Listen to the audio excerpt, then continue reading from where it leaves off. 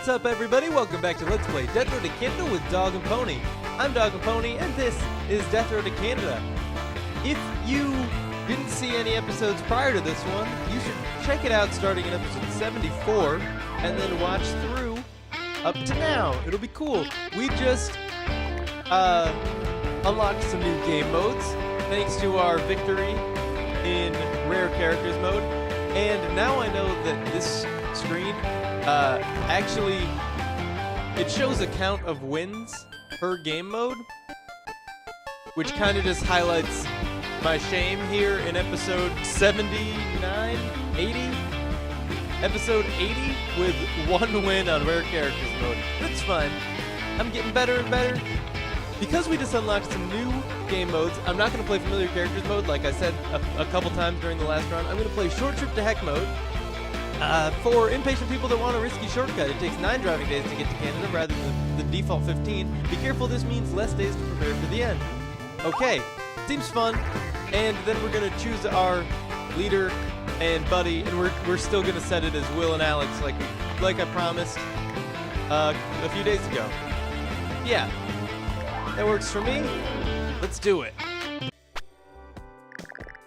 Death Road to Canada. Will hears rumors that Canada is a safe place free of the threat of zombies. With nothing to gain from waiting around Florida, he decides to brave the death road and travel north. I thought maybe it would be different because of the different game mode. You can switch what character you are controlling in the pause menu for finer control. Alright, we're gonna hit the road.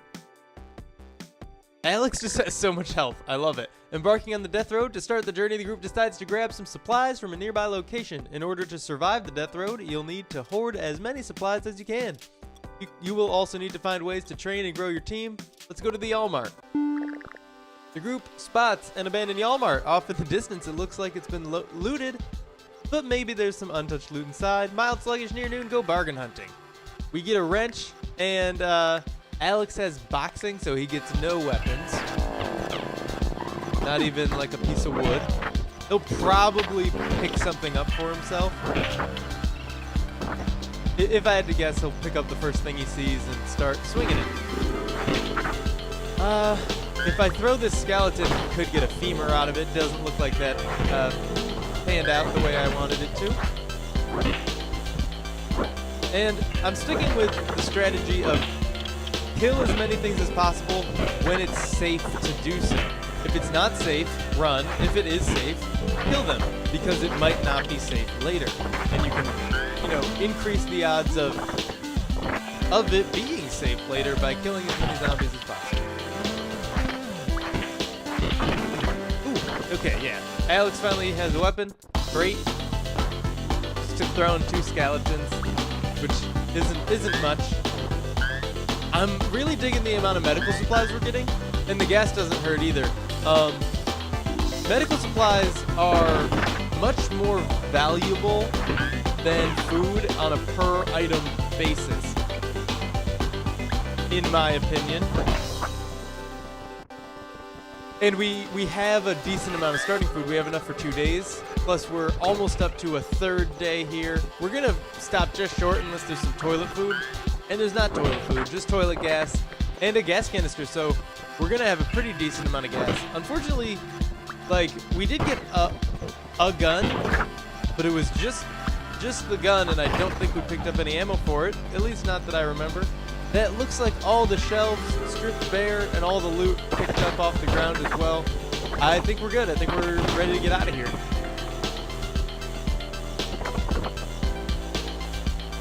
I don't think it really matters what you pick in your first encounter. Walmarts are just the safe bet for getting a little bit of food. You're gonna get a couple things that you need at the very least, but with the Walmart, you'll get at least a few food. I was expecting more than 3. Grocery trust exercise. Here's where we might be able to make up that deficit and get a little bit more food. The group sets up camp outside a grocery store. They notice another group has been following them and will probably attempt to loot the place. Send one person in to loot. We don't know anyone's loyalty or composure. We know Alex's wits. I'm going to send Alex in because Will is practical, so I'm going to bet that his loyalty is at least neutral. Actually, all of these might be neutral, or at the very least, all of them but wits, so attitude, composure, and loyalty might all be neutral and might not be able to be trained. That might be a thing. He claims he was a top secret super soldier. I don't know if I believe him. And Alex claims that he was once a celebrity. Equally unlikely, but maybe someday. Alex is gonna go in. Will stands guard outside for the looters as Alex searches the grocery store. Alex brings back some food. Alex's morale increases, okay, and we got 9 food. That's an incredible amount for this encounter. And then, of course, we camped and ate.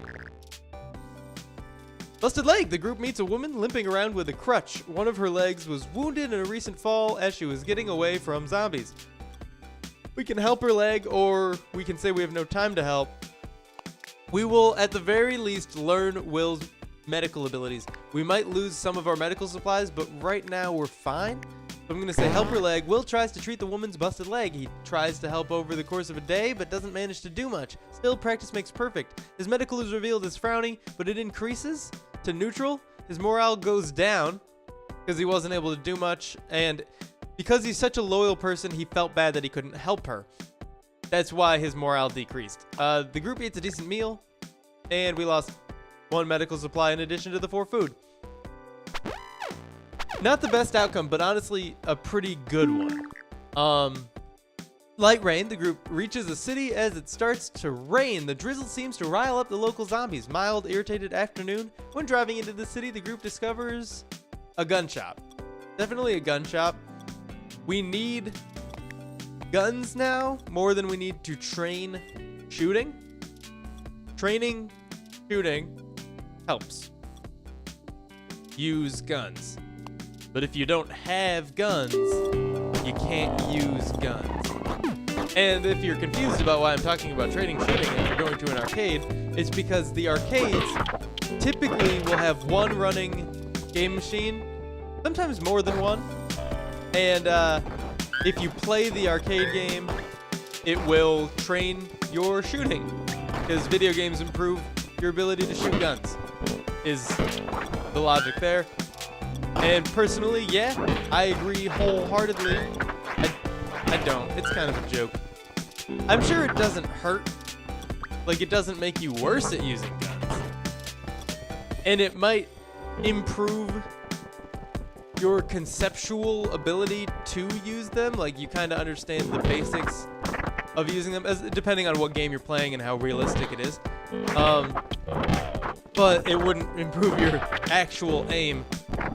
Except, maybe just you're more used to aiming at this point. Like, you've never aimed an actual gun, but because you aim frequently and it's just kind of part of what you do in your free time, you're gonna pick it up faster when you do have a real gun. I don't know. I'm just kind of making stuff up now. You probably knew that. We're not getting too much loot here. And, I mean, we did choose gun shop, so we're expecting to get guns and ammo from everything.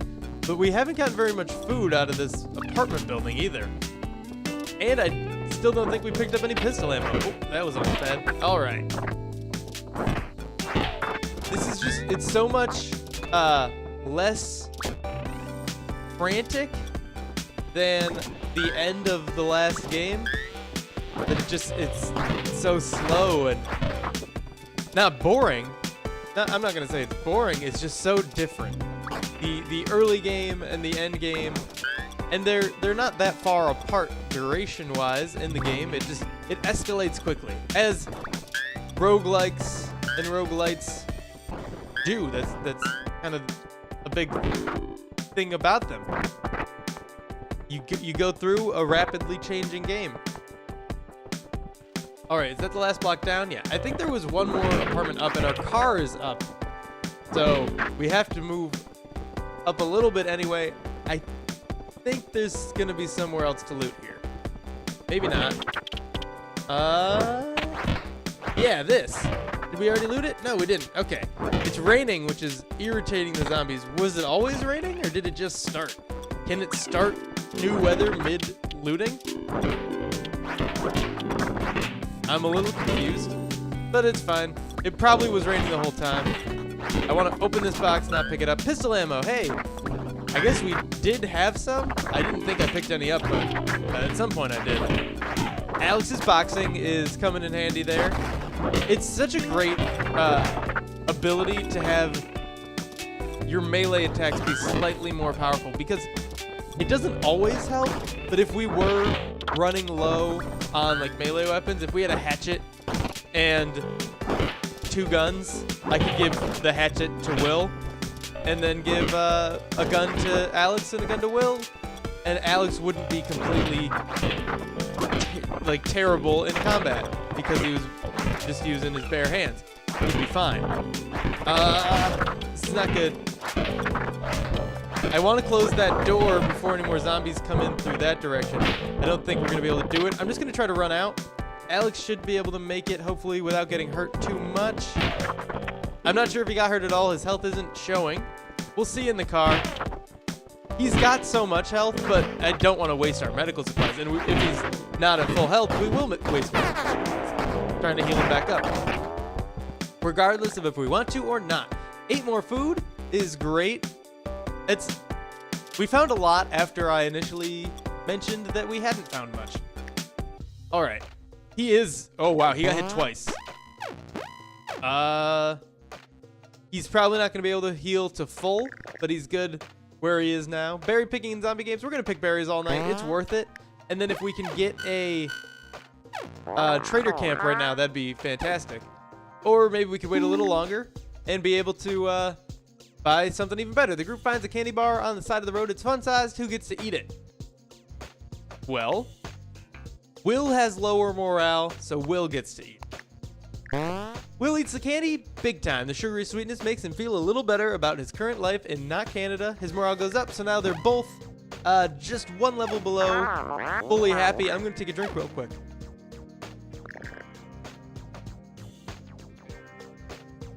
All right, here's our trader camp. Outside of Canada, most of society and civilization has been destroyed. We have 24 food, which is currency, and we're going to visit it. Maybe some free stuff in these buildings. It's usually what happens. If there's only buildings and no people outside, that means there's a trader in every building. If there's... What?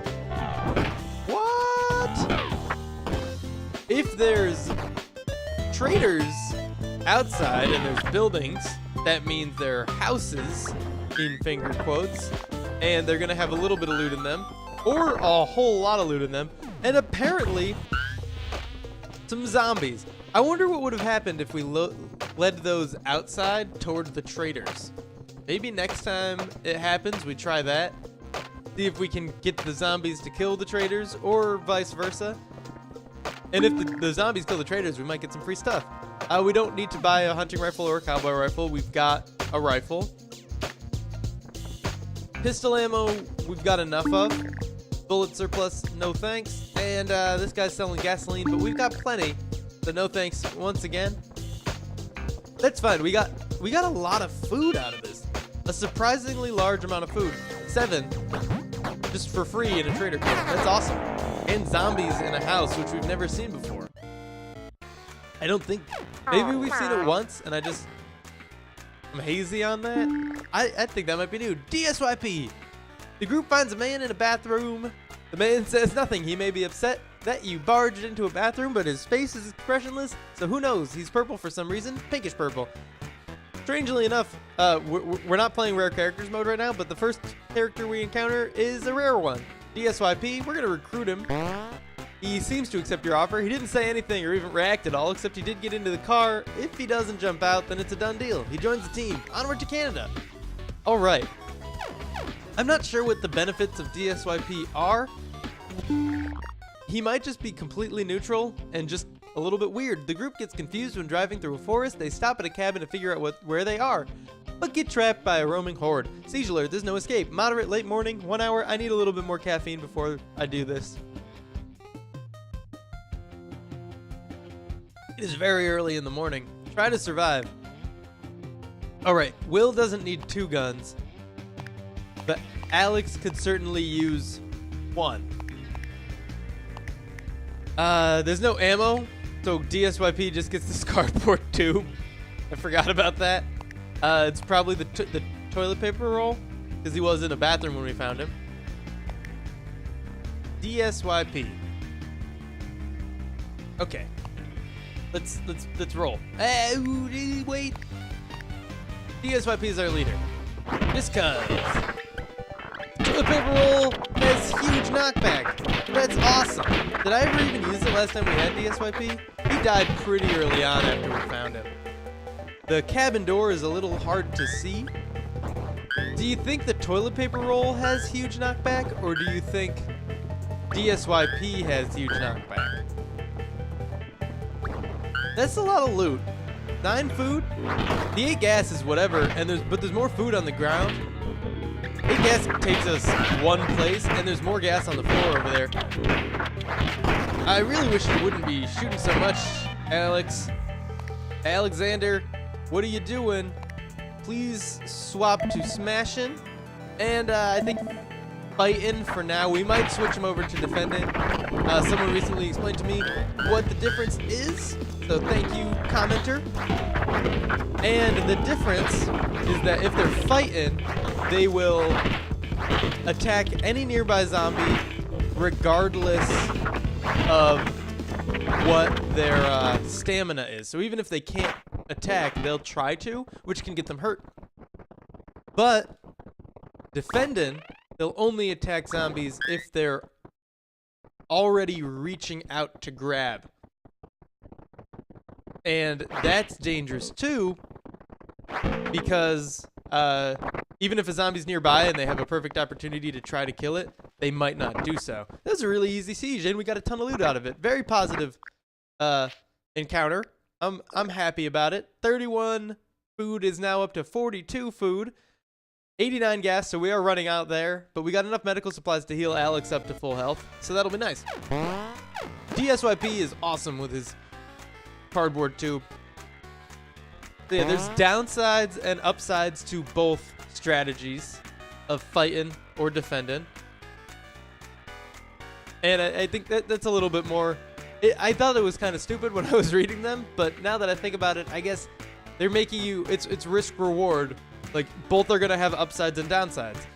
The group feels inspired after managing to survive that situation. They feel like they are getting the hang of this. Choose a reward for the group. Morale and random skill gain is usually what we do. We could increase DSYP's medical. We don't really know what any of his abilities are. And we don't know if he can gain morale. I have a feeling he's stuck at neutral, like some other characters are. I don't know if it can go down. I don't know if it can go up. We'll find out right now. We're going to do morale and random skill gain, because Alex and Will are both slightly below full morale, so there is still something to gain there. Every day is a great teacher, as long as you don't get eaten. DSYP is not stuck at neutral morale. He got smiley. I wish it reflected in his face here. Will's shooting, Alex's strength, and DSYP's shooting, and that's great. Alex is a big bruiser, so he should have pretty high strength to begin with. The fact that he could have it trained means it wasn't totally full, and now it could be. Or not. Who knows? But shooting is definitely going to help. Maybe not for DSYP. We'll probably keep him with the cardboard tube. That's just fine. Let's hope the car doesn't break down. Yeah, agreed. Crowded campsite. The group finds a large campsite that is occupied by a few carloads of other survivors. Camping with strangers is risky, but there's nowhere else to go. None are heading to Canada. We're going to camp with them. The group takes a risk and goes to sleep in the crowded camp. Nothing unusual happens. The group eats a decent meal, and we lose 6 food. Of course, we're down to 36 food, but Alex is fully healed. When did that happen?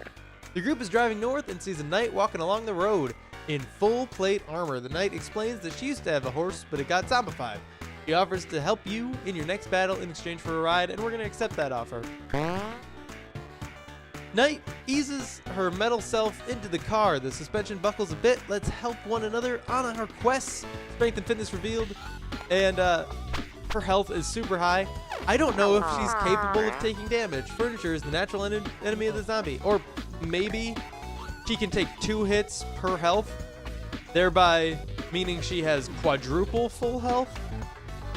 The group finds a professional car garage. The sign says Car Pros. They find some gas and lots of scrap metal. Just need time to tinker. 46 gas is great. We'll probably do the car repair tune-up but we don't know anybody's mechanical ability. We know Will is a mechanic, so he'll probably be the one to do it. Let's do this. We're not going to do it for 2 days. That's too much. Will tries to repair the car in the hope it goes a little further before breaking down. The repairs take a good part of the day and are very difficult. The car runs like it's in good shape. The car looks undamaged. Mechanical revealed and increased to kind of smiley. The group eats a decent meal, so we lose a food. All right. One time I punched a zombie so hard it exploded. I don't believe you, Alex. You were a phony. And then his health goes, or his morale goes down. Always be looting. All right. While driving on the death road, the group decides to make a stop for supplies. We could go to the riled up apartment or the grocery rescue. After this looting, Knight leaves. So we're gonna do the grocery rescue to get a 4th party member and some food. Wow, the group watches as another survivor retreats into a big grocery store. The survivor is pursued by a large, angry horde. It's moderate but mega cheese. We're gonna attempt a rescue. I think it might be a good idea to only send Knight in. That way no one else is in any danger, right? Usually we want to bring as many people as possible, but because we're kind of low on medical supplies, it's probably a better idea to only send in one person, and it's the one that leaves right after this anyway. And maybe can't get hurt to begin with. I think it makes sense. And that's all that matters right now because you can't talk. Sorry. Alright. There are a lot of zombies. Or maybe there's not a lot, but because they're all next to me, it seems like there's a lot. This is going fine though. Pretty much exactly what I expected. We knew they were mega cheese going into this. I'm gonna try to lure zombies out into the parking lot, hopefully away from the survivor. And it really doesn't matter if Knight takes damage. Because A, so much health. B, we're not gonna try to heal her up afterward. We can't. A, we don't have enough medical supplies to heal her up.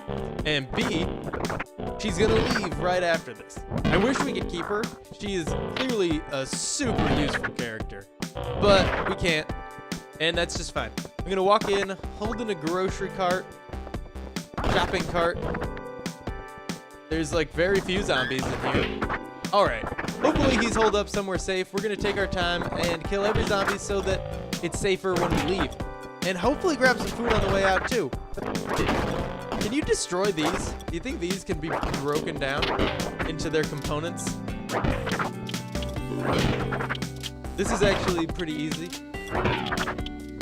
There were way more zombies outside than inside. And inside, we can lure them around stuff like this. Whereas outside, like, the cars were all kind of bunched together, so it was harder to lure them between stuff and keep them separated from each other. Alright, we don't need that spatula. Our sword is significantly better. But we do want all this food, because we do get to keep it. Knight doesn't take it when she leaves. I don't think. That'd be kind of rude. We gave her a ride, and she steals all our food. Though she did go in here and get it on her own, so that's something, I guess.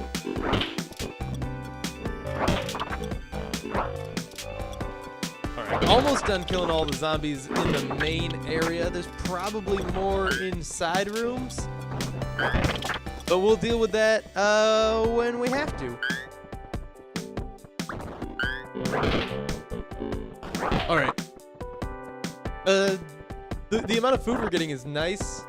I would have liked to see more though. Especially because we are only 6 days away from Canada here on Short Trip to Heck mode.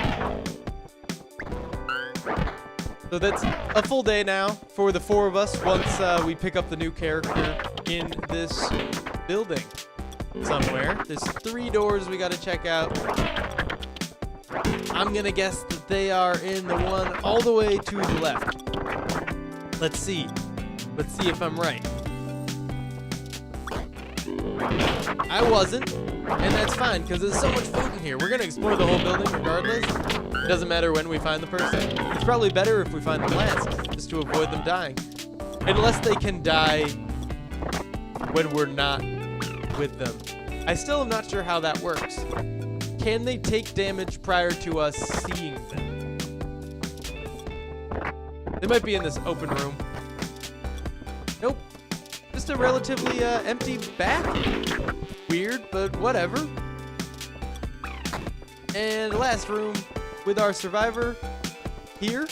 All right. Everyone needs help sometimes. Nola says that she really wants to get out of this place. She asks if she can follow you around. Absolutely. Okay. Perfect. And we're going to make a beeline for the car because we've already done everything else there is to do here. I believe. Yeah, I don't see any more loot lying around anywhere. Let's get back. And it's a safe trip back because we cleared out the whole outside with Night. Hey, what are you doing? You're supposed to be dead. All right, we're just going to hop in the car. No reason to kill every zombie here. And what do you think's going to happen first? Is Night going to leave and then we'll encounter Nola and be able to recruit her? Or are we going to have to...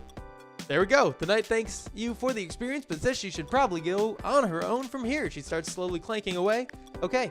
And then Nola catches up with the group at a safe spot. She offers a reward and thanks for saving her. How... Okay, she got in the car with us, so she would recognize all of us. I was going to say, look, Night's gone. How does she even know who we saved her? A tank of 80 gas is kind of awesome. Group strength training is also kind of awesome. But I think it's going to be a good idea to bring her with us. She had an axe. A hatchet. The group accepts Nola to the team. Nola joins the team. Not that the hatchet is worth more than 80 gas, but that is all for now. So thank you for tuning in. If you enjoyed this video, make sure to click that like button and subscribe if that's the sort of thing that you are into. I'll see you in the next episode.